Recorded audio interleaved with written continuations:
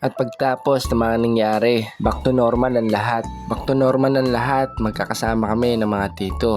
Dahil kalilibing lang ng aking info. Di ko alam kung anong pwede mangyari ngayong araw. At dahil umuwi na nga ang aking kapatid at mga pinsan dahil may trabaho pa sila. Tapos na kanilang mga leave vacation. Kaya kami na lang ng mga tito natira dito sa bahay. May isa akong bagay na kailangan kong gamitin para makakain. Dahil hindi ako makakain pag wala ako nito. Dahil yan ang ulam namin, susok kung tawagin dito sa Mindoro. Ayun yung pagkain na mabusisi na kailangan pansungkitin para makain mo ang laman nito. Pagtapos nga namin kumain at ito na, naglaban na ako. Dahil konti lang ang aking mga dinalang damit na galing Maynila. Kaya pag mga ilang araw pala maglalaba ka na talaga. Yan lang naman mga gagawin mo dito pag nasa probinsya ka. Mga natural lang na mga ginagawa. Kaya dito mo masasabi na simple lang ang buhay. Kapag nagiging masaya ka na sa mga maliliit na bagay lang, di mo na kailangan kaingitan yung ibang tao. Kung anong meron sila, kung anong mga narating nila sa buhay. Dahil kung sa simpleng buhay lang masaya ka na at kontento ka na. At importante doon, wala ka natatapaan tao, wala ka nakagrabyadong tao. Basta masaya ka sa ginagawa mo, dun pa lang panalo ka na. Aanin mo yung mga parehas na kung anong buhay na meron sila. Kung pagdating sa pakikipagkapwa-tao, wala ka na. May nakagrabyado ka ng mga tao para sa pag-unlad mo. Pero meron naman choice. Pwedeng meron ka na kung anong buhay na meron din sila. Pero pinagkaiba mo, sa kanila, marunong ka lumingon sa pinanggalingan mo. Marunong ka may pagkapwa-tao, makisama sa iba't ibang tao. Dahil yan lang naman ang kailangan mo sa buhay. Pag meron kang magandang pakikisama sa tao, malayo mararating mo. Iba't ibang opportunity dadating sa buhay mo. Basta marunong ka lang ma-appreciate ng mga kahit maliliit na bagay na meron ka.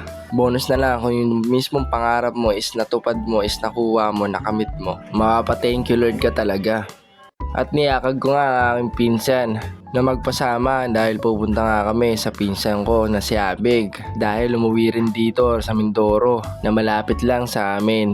Sinabi ko nga sa pinsan ko na samahan ako dahil commute lang kami nung umuwi na Mindoro. Kaya mahirap dito pag wala kang service o wala kang motor. Kaya pupunta kami doon para manghiram ng motor na extra na hindi naman na masyadong ginagamit.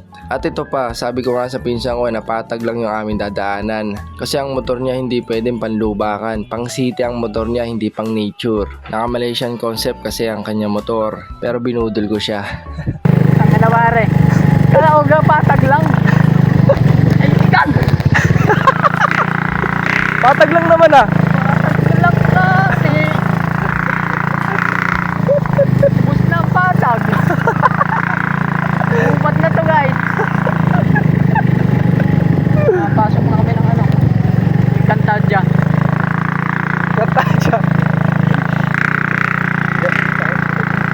Lamang, di ba patag lang naman yung pinuntahan natin?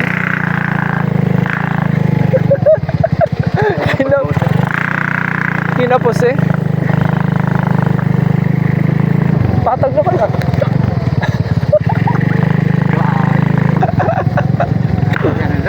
Hindi ba patag to? Patag nga pre. Kapatagan ng batok. Uy.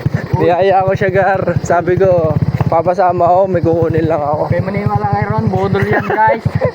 Sabi ko, patag naman yung nadaanan kasi yung motor na ito, semi-lowered.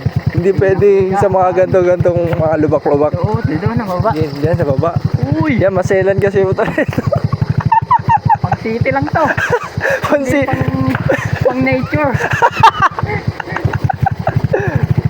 hindi pwede pang nature yung motor na ito eh. Pang city lang, pang patag lang. Ayan. At nakarating na nga kami sa bahay ng pinsan ko.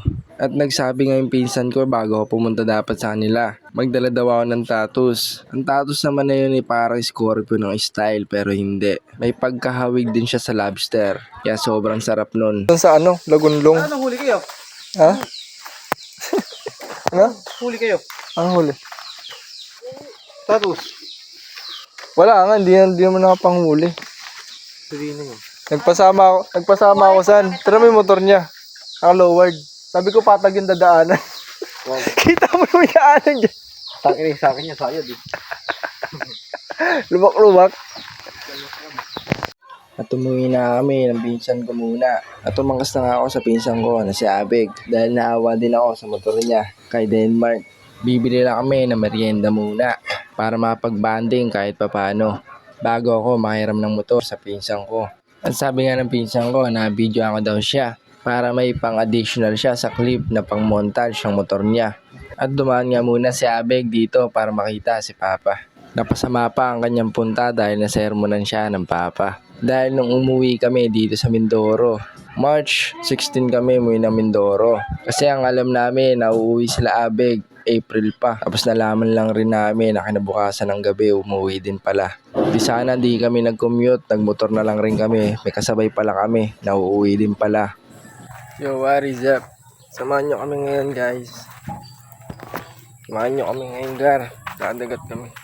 Panibagong araw sa panibagong buhay. Ngayong araw pala magdadagat kami nila Abeg kasama mag-ina niya at Tita Glo. Baga madalang lang kami magkatagpo dito sa Mindoro na sabay kaming uuwi. Nagbakasyon lang rin naman kami dito. Sulitin na namin yung bonding dito na nagsabay kami dito sa Mindoro. At ising ko nga niyan, nakakaramdam ako ng gutom dahil wala pa akong kain. Kaya bago kami umalis, sumigop muna ako ng mainit na sabaw bago kami pumunta ng dagat.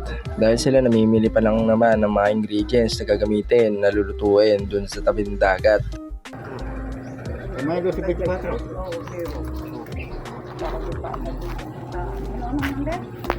At andito na nga kami papunta ng dagat. Isa ito sa mga naming dadaanan para makapunta sa dagat.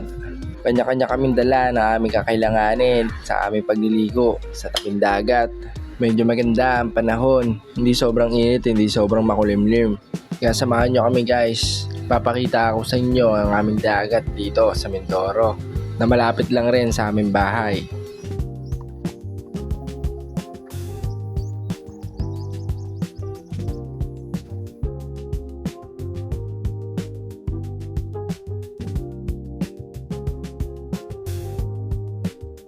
Ito pa ng dagat at pinuntahan namin kung pansin niyo may mga cottage dahil may may-ari na nito at ginawang resort to dati at ngayon hindi na. Napabayaan na at hindi na naasikaso.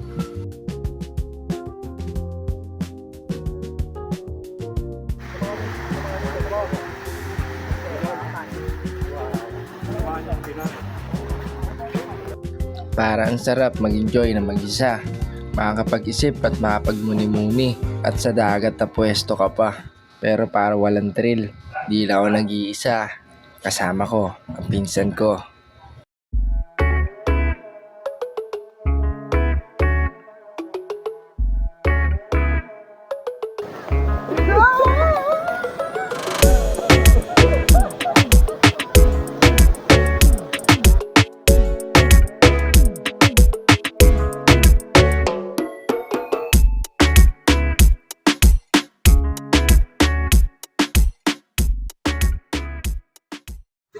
Hindi kaya, saan ba da?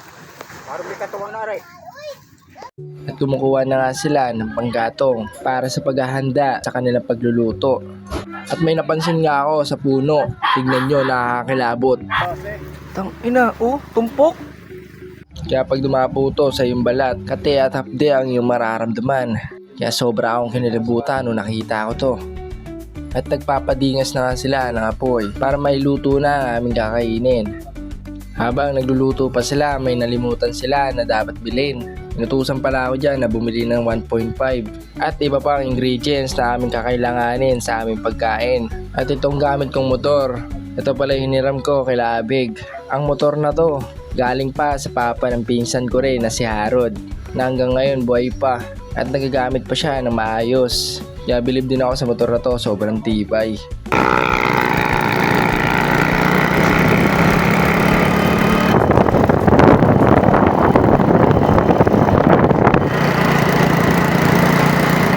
At pabalik na nga ako sa dagat at nakabili na ako ng mga kailanganin. Siyempre hindi lang ako yung bumalik at may kasama na ako. Sila Kuya Christian tsaka Tita Glo. Nasasunduin ko na rin sana pero nandyan na si Kuya Christian para magsundo kay Tita Glo. At habang nire-ready ang aming kakainin, naglakad lang ako dito sa tabing dagat para mapagmuni-muni at makapag-relax. Ang sarap pakinggan ng mga alon at papayapa ang karagatan. Ngayon ko lang na-appreciate ang ganda ng kalikasan at tahimik na lugar dahil sa mga naranasan mo sa hirap ng buhay. Kumbaga ito yung way para mapag-refresh at mapagpahinga. At pagtapos ito, game na uli sa hamon ng buhay.